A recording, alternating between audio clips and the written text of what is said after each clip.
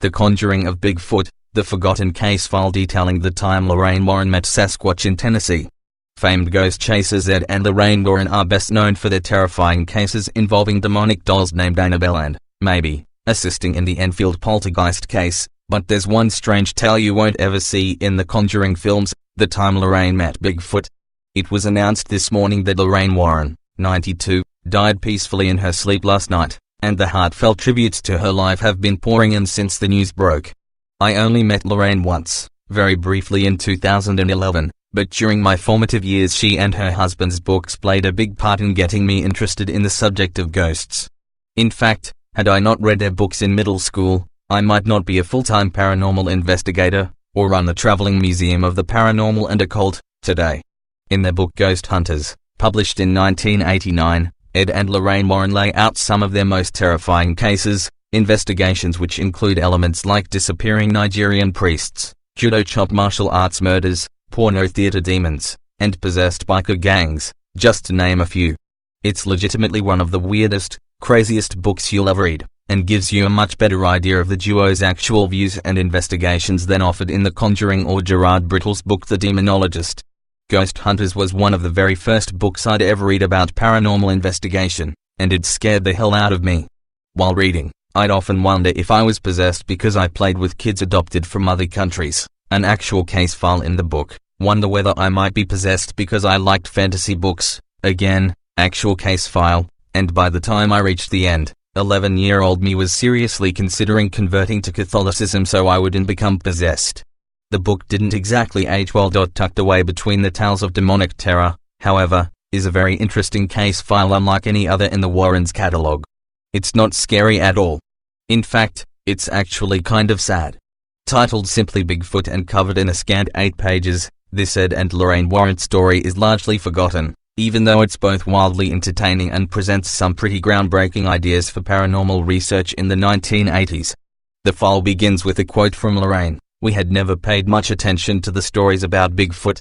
I wouldn't say that we dismissed them as fictitious, but Bigfoot didn't hold much interest for psychic investigators. That changed one spring when we were lecturing in Tennessee and a reporter from the Elk Valley Times contacted us and told us about some hill people who kept insisting that something was threatening their children. On a foggy morning just before embarking on a 4-day lecture tour, Ed and Lorraine headed to rural Tennessee in order to meet with a group of frightened hill people seeking their help with a very strange problem. Something dwelling in the local forest was after their children. Just the day before they'd arrived, one woman claimed that a massive ape man had crept up to a 2-year-old child and attempted to snatch him by the arm.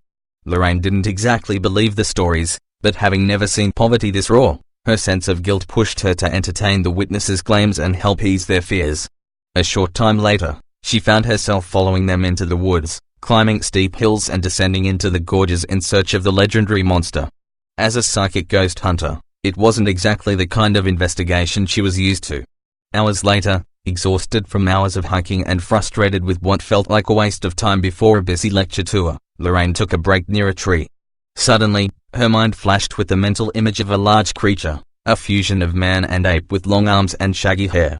Its face was like that of a caveman, but its eyes were kind and shone with intelligence. Lorraine knew it was Bigfoot. As she focused in on the being, she realized that the creature was just 40 feet from her, hiding in the thick brush, and he was in pain. Lorraine knew this because Bigfoot was telepathically speaking to her with his mind. He was hurt, the chapter reads, his hairy, splayed foot scabbed with still seeping blood. During his travels that day, he had somehow injured his foot. Afraid that his injury would keep him from returning to his secret cave, the creature now projected great fear. Bigfoot missed his family, and fearing death or capture by the humans seeking him out, felt trapped and isolated. He was scared for his life. Lorraine began to send Sasquatch telepathic messages, explaining that he had terrified the settlement by attempting to kidnap one of their children, but Bigfoot shook his head, responding that he had only meant to make friends with the child. Youngsters don't have the prejudices of adults, he told her, so he felt he could perhaps explain himself to the child just as he was explaining himself to Lorraine. Eager to help, Lorraine began to shake with anxiety as she hushed her hiking group, needing complete concentration for her communication with Bigfoot, whom she felt a maternal love for. As she crept closer into the brush, projecting images of her bandaging Sasquatch's foot, she spoke softly to the beast, hoping to calm Bigfoot enough to approach him. "I am coming to you," she mentally whispered. "I will help you. I will be your friend." Suddenly, the sound of bullhorn rang out, breaking her concentration and sending Bigfoot fleeing into the forest. A member of the hiking group had honked the horn as a joke, startling Lorraine and frightening the Sasquatch. Lorraine's mental images became frantic, the searing pain of Bigfoot's injury almost too much to take. He was running as fast as he could, limping up a hill, shaking with fear and exhaustion. Then, the projections disappeared. Bigfoot was gone. Lorraine spent the next 20 minutes following a trail of blood both redder and more viscous than a human blood to the edge of a cliff. No sign of the creature could be found. And so the case file ends, with an apparent Sasquatch suicide. It's a sad finale to what is quite possibly the weirdest Warren investigation, though the state park garbage can monster comes close, but it doesn't end there.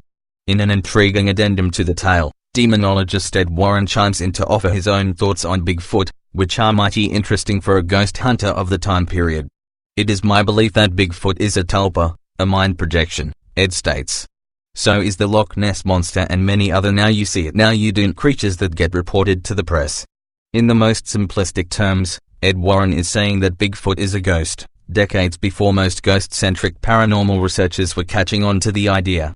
He goes on to state that he believes the same could be said of UFOs, then goes and blames it all on black magic, which he might not be completely wrong about, if you consider the theory that Aleister Crowley summoned the Loch Ness Monster.